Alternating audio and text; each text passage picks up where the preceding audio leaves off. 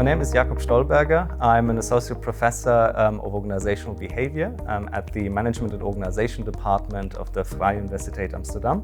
And I'm a work psychologist by training, which means that I apply psychological insights to relevant organizational and societal issues.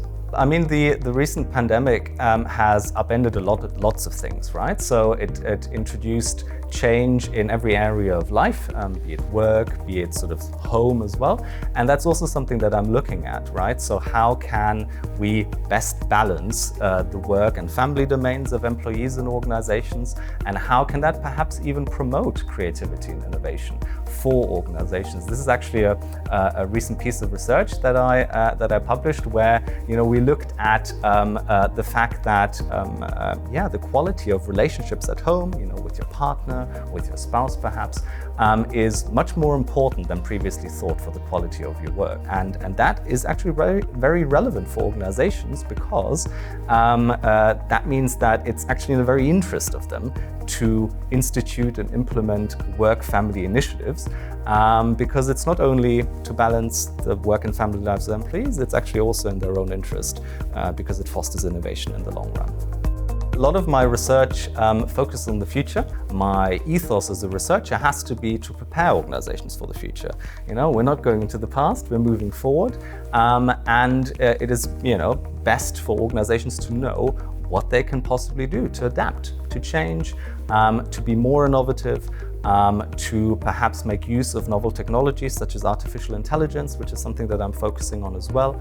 And in all of my research, really, what I have is, or what I find important, is to consider the practical implications as well. So if I, for example, find that a certain leadership style is going to help innovation and promote it in employees, then I also want to know, okay, how can I train that, right? How can I put this into a workshop or seminar to train leaders to actually get there in practice?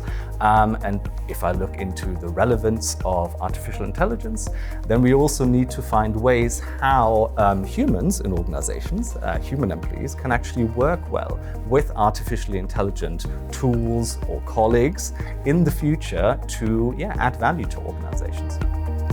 I work at the Management and Organization Department at the VU, and I think that's a truly unique department and truly unique environment because it bundles a lot of expertise on organizations and organizational functioning, all these different types of aspects that really matter in organizations but are very often siloed away in university structures. That's not the case here, and that makes it a really interdisciplinary and inspiring environment to be in, I think. Being a psychologist, I'm inspired by people every day, I think. And it can be just mundane experiences where, you pause and you think, and you then develop a research idea out of that.